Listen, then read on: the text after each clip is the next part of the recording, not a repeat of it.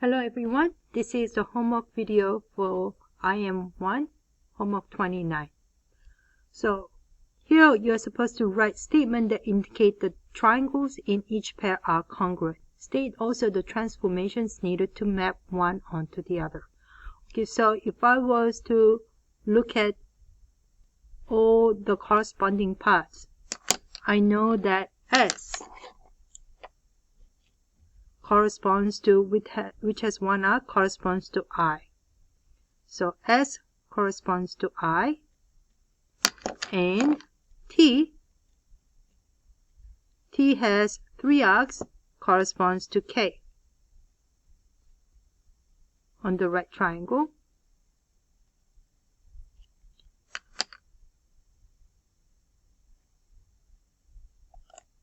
And R corresponds to J because they have two arcs. So R corresponds to J. So I have triangle STI is congruent to triangle IKJ.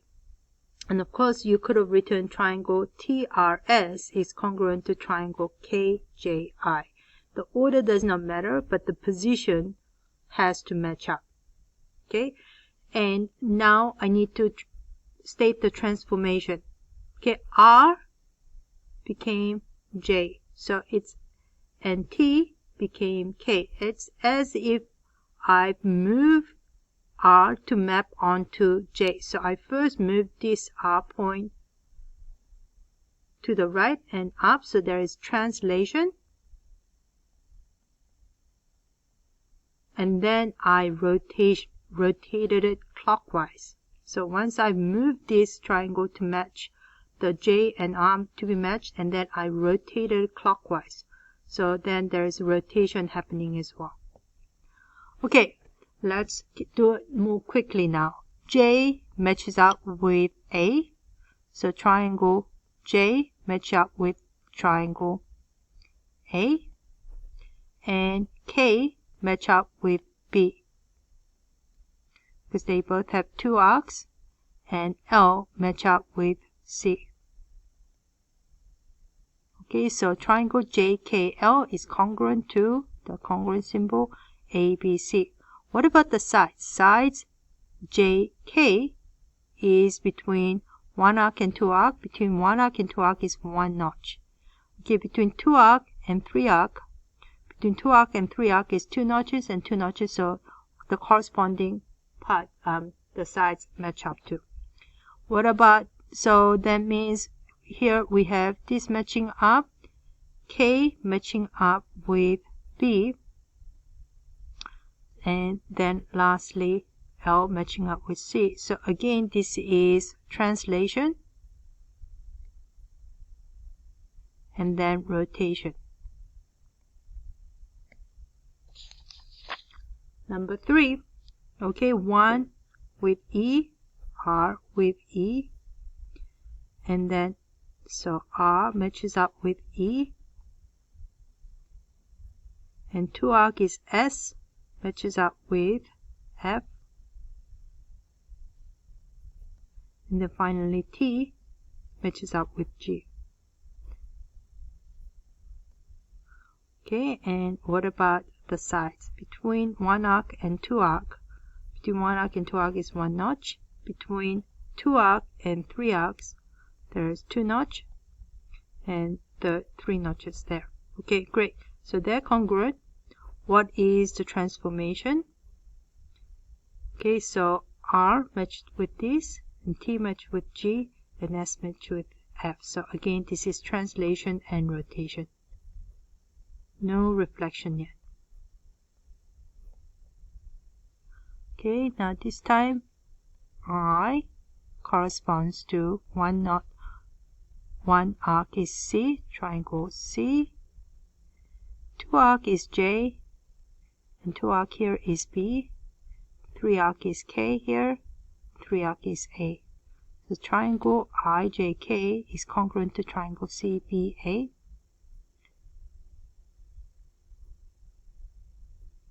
Okay, and then again, so I matched up with C, J, matched up with B, and C matched up with K. Alright, so if I was to go clockwise from circle, triangle, square is anti-clockwise. Okay, so I'm going anti-clockwise, but here I'm going anti-clockwise. No, I'm going clockwise, going from circle, triangle to square, while as I'm going anti-clockwise, which makes me think there is a reflection as well. There's a reflection and then rotation because it's going in opposite direction. So it's translation, reflection, and rotation. Okay. Alright, so now mark the angles and sides of each pair of triangles to indicate that they are congruent. State also the transformation needed to map one triangle onto the other. M matches with X. So M, if I put one arc here, X will also have one arc here. K matches with Y. Two arc here, two arc here. And L matches with Z. So 3, 1, 2, 3, and 1, 2, 3. What about the side length? Okay, side length. MK matches with XY. Where is MK? Is here. XY is here. And then what about KL? KL is just my second two notches, and YZ match up. YZ is here. Okay, so, and then the third one will be the third side. What would be the rotation? What would be the transformation? Going from 1 to 2 arc to 3 arc, I'm going clockwise. Here I am going anti-clockwise, so I actually need, there is a reflection going on as well. Reflection, and then translation, and then finally rotation. Okay, here we go. We have W that matches with A. Okay, and then V that matches with B. And X that matches with C. Okay, and the side length, WV matches with AB. AB is right here. And VX matches with BC.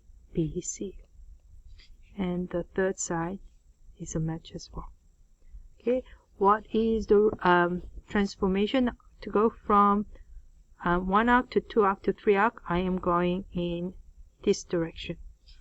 To 1 arc to 2 arc to 3 arc, I'm going in this direction also. That means there is no flipping involved, so it is just going to be translation and rotation.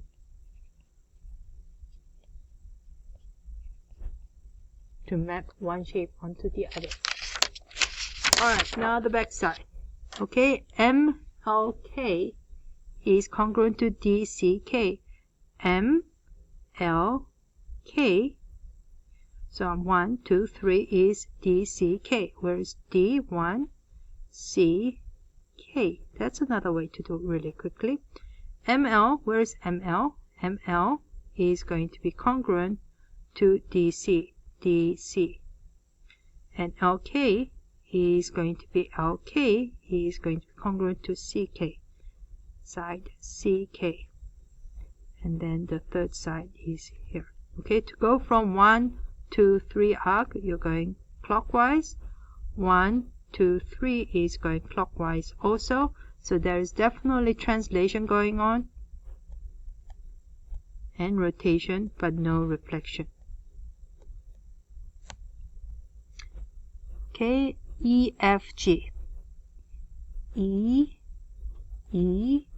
EFG. So E is my 1 arc, F is 2, G is going to be EWX. EWX. Okay, and then EF corresponds to EW. EF corresponds to EW.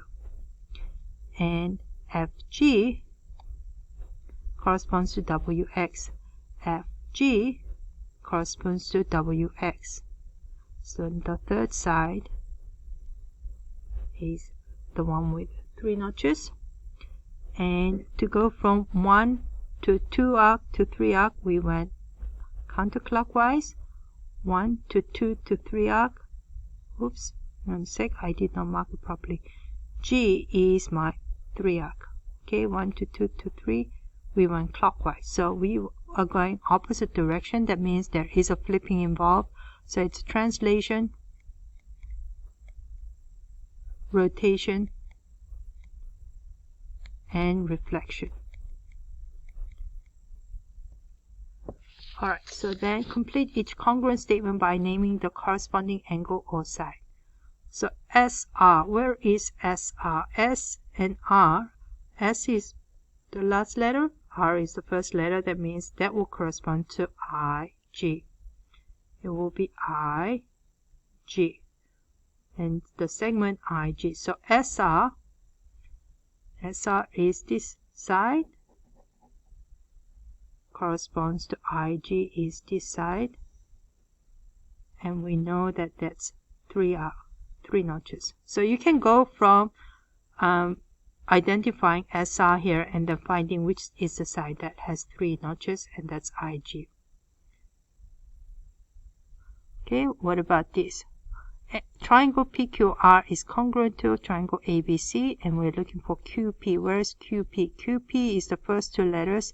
That means I know that first 2 letter corresponds to AB, segment AB. So AB is talking about this side here,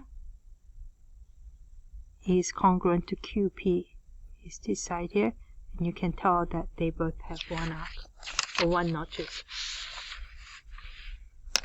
Alright, and then triangle BCD is congruent to triangle NMR. Angle C. Angle C is the one with 2 arc, so it is going to be congruent to which is the angle with 2 arc is angle M. And you can also tell that C is the middle letter and M is the middle letter in this as well. So C, we're talking about this angle being congruent to this angle. And then last, triangle angle V. Angle V is this angle, and it has 2 arcs. That means it is congruent to angle Z. And we also know that is true from the congruent statement. V and Z are the 2 middle letters, and they match up in the position of the congruent statement. That's it for today. Thank you for watching.